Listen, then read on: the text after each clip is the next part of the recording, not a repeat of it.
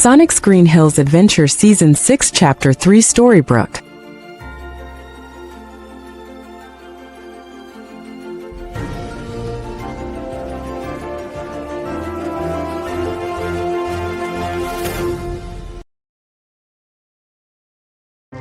The sun was high over Green Hills, casting long, peaceful shadows across the backyard of the Wachowski house. It was a Saturday afternoon, and the air was filled with the smell of charcoal and the sound of music drifting from a portable speaker. The whole crew had assembled for what was supposed to be a standard weekend hangout. Joey and Crystal were debating set lists in the grass, while Jessica and Veronica helped Maddie organize the picnic table. Rachel, Jojo, and Maria were sitting in the shade of the porch, Maria fascinated by the way a prism in the window caught the light. Sonic was tossing a football to Shadow. Check the spiral on this one. I'm telling you, I could be an NFL quarterback if I didn't have the whole secret identity thing going on. Shadow caught the ball effortlessly with one hand. You lack the patience for a huddle, Sonic. You'd snap the ball and be in the end zone before the whistle even blew. Silver was levitating a tray of burger buns toward the grill. Hey, as long as we win the game, who cares about the whistle? Marina walked over to Sonic, laughing. I think the town is still recovering from the last time you tried to play normal sports. Maybe stick to the guitar for today? Sonic grinned. Fair point, but you have to admit, the jersey looked good on me. Annika was standing near the edge of the woods, her hand suddenly twitching. Guys, do you feel that? Rachel looked up from her drink. Feel what, honey? The grill? Tom, I told you not to use so much lighter fluid. Wasn't me. I haven't even lit it yet. Maria stood up, her blue eyes wide as she looked at the horizon. The air, it's vibrating. It feels like the resonance from the arc, but colder, different. Veronica joins Annika at the edge of the lawn. The birds just stopped singing. It's completely silent. Joey dropped his drumsticks. Guys, look at the sky. Since when does Montana have purple clouds in the middle of a Saturday? A thick swirling mist began to pour out of the forest, moving with an unnatural speed. It wasn't the dark, oily fog of Mephiles, but a shimmering, heavy vapor that smelled of old paper and salt. Sonic stepped in front of Marina. Shadow, Silver, form up. Annika, get behind us. It's not an attack. There's no malice in this. It's a displacement. Maddie grabbed Jojo and Maria's hands. Tom, get everyone inside. There's no time. It's already here. My aura, it's reacting to the mist. It's trying to. I can't see my hands. Joey, Jessica, we're right here. Just hold on. I can't grab it. My psychokinesis is slipping right through. Maria gasped as the mist wrapped around her ankles. Everything is fading. It feels like falling, but upward. Don't let go. Everyone stay together. The mist surged upward like a tidal wave, swallowing the backyard, the house, and the entire group in a flash of blinding white light. There was no sound, no explosion, just the sudden jarring feeling of gravity resetting itself. One moment they were in the warm Montana sun. The next, the smell of charcoal was replaced by the scent of damp earth and ocean salt. Is everyone okay? I'm here. Annika, Maria. I'm here, but, guys, where are the mountains? As the mist cleared, the group found themselves standing in the middle of a paved street. The houses were old, made of brick and wood, and a tall, familiar-looking clock tower loomed over the town square. A wooden sign nearby read, "Welcome to Storybrooke." The sun was setting over a harbor they had never seen before, and the air felt thick with a magic that was ancient, heavy, and very, very real. The heavy white mist retreated as quickly as it had arrived, leaving the group standing in the middle of a quiet, cobblestone-lined street. The air was cool and smelled of sea salt and old paper. The vibrant, open sky of Montana had been replaced by a quaint, coastal town that felt like it was tucked away in a corner of the world that didn't want to be found. Sonic blinked, shaking his head. Okay, that was definitely a 5-star ride on the Multiverse Express. Is everyone in one piece? Nobody's missing a tail or a quill. Maddie was checking Jojo and Maria. We're okay, but Tom, this isn't Green Hills. Look at the architecture. This looks like Maine. Shadow was scanning the perimeter, His quills slightly bristled but his voice calm. The energy here is dense. It's not chaotic like the rifts we've seen before.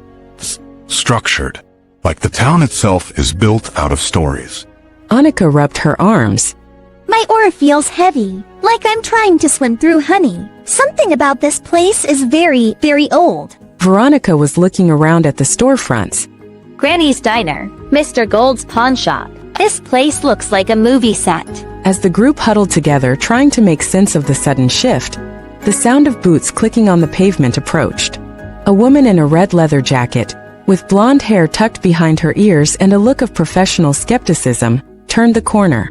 She stopped dead in her tracks when she saw the gathered crowd, especially the blue, black, and silver hedgehogs standing in the middle of the road. Emma Swan sighed, her hand resting instinctively on her hip near her badge. Seriously? We just finished with the Black Fairy. We had a musical number. We had a wedding. Can I not get 1 week of peace and quiet without a new portal dumping people in the middle of Main Street? Sonic stepped forward, giving a confused half wave. Hi! Sorry to crash wherever we are. We were just having a barbecue in Montana, and then things got very foggy. Emma was squinting at Sonic, then at the rest of the group. Montana? Well, kid, you're a long way from Big Sky Country. You're in Storybrooke. And since you're clearly not from a book I've ever read, I'm guessing you're the unintended consequence the guys were talking about. Tom stepped up, showing his badge. I'm Tom Wachowski, Sheriff of Green Hills. We don't want any trouble. We just need to know how to get our family back home. Emma's expression softened slightly when she seized Tom's badge. A sheriff, huh? Great. Just what I needed, another person with a badge. I'm Emma, and trust me, getting home is a bit of a loaded topic around here. Marina stood close to Sonic. You don't seem surprised by, well, us. Look, I've dealt with talking crickets, flying monkeys, and a giant icy snowman. A blue hedgehog with an attitude is actually the most normal thing I've seen all month. But we should get you off the street. If the mayor or my parents see a crowd this big, they're going to start planning a town hall meeting, and I'm not in the mood for a parade. Maria looked at Emma with wide, curious eyes. You feel like the others, but different. Like you are the center of the story. Emma gave a dry, tired laugh. Yeah, that's me, the savior. It's a real thrill. Come on, there's a diner just down the block. Let's get you inside before Regina sees you and decides to turn someone into a lawn ornament. Shadow turned to Sonic, speaking under his breath. I like her. She's direct. She's got a red jacket, Shadow. I think you guys are kindred spirits. The group moved in a tight-knit cluster behind Emma, their footsteps echoing against the brick buildings of Main Street. Despite the jarring transition between worlds, Shadow didn't lose his momentum. He walked with a confident, rhythmic stride, his eyes darting around with sharp curiosity rather than suspicion. Emma pushed open the door to Granny's, the bell above it chiming a bright ding. The smell of fresh coffee and bacon filled the air, a scent so familiar it almost made the group forget they were in a different dimension. Emma waved a hand toward the large corner booth. Sit, all of you. Ruby, we're gonna need a lot of menus and even more coffee. And maybe some water for the guests. Ruby looks up from the counter, her eyes widening as she spots the hedgehogs. Whoa, Emma, are these friends of yours, or did the blue fairy get really creative with her latest spell? Shadow hopped onto a red vinyl stool at the counter before Emma could even answer, a smirk on his face. We're the unintended consequences. Apparently. Though I'd like to think we're a bit more memorable than a spell gone wrong. Do you have anything with dark chocolate and espresso? Ruby blinked, grinning back. I like this one. He's got energy. Coming right up. Sonic slid into the booth next to Marina. See? I told you he was the life of the party now. Shadow, don't drink too much caffeine. You'll vibrate through the floor. Emma leaned against the table once everyone was settled. All right, look, this town is complicated. A week ago, we broke a curse that was supposed to end everything. We won. But magic always comes with a price. And sometimes that price is a literal hole in the fabric of reality that sucks in people from Montana.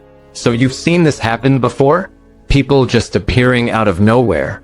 In this town, it's practically a Tuesday, but usually, it's people from the enchanted forest or wonderland. You guys aren't from a fairy tale. You're from a world that looks a lot like the one I grew up in, just with more blue fur.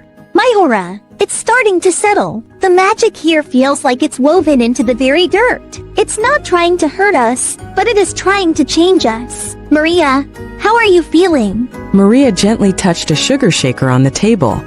I feel a great deal of hope here, but there is also a sadness beneath the surface. Like many people here are still trying to remember who they are.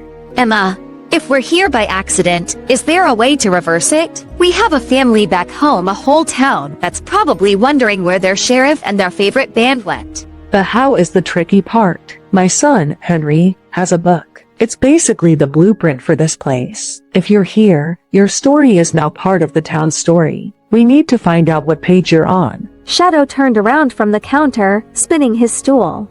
So we're in a book now? Interesting. I always thought my life in this alternate reality of the Sonic movies had a bit of a dramatic arc. Who's the author? I have a few notes on the pacing of the last 20 minutes. Especially since my life has been a whirlwind ever since Sonic offered to take me with him during the GUNHQ fiasco in our first adventure.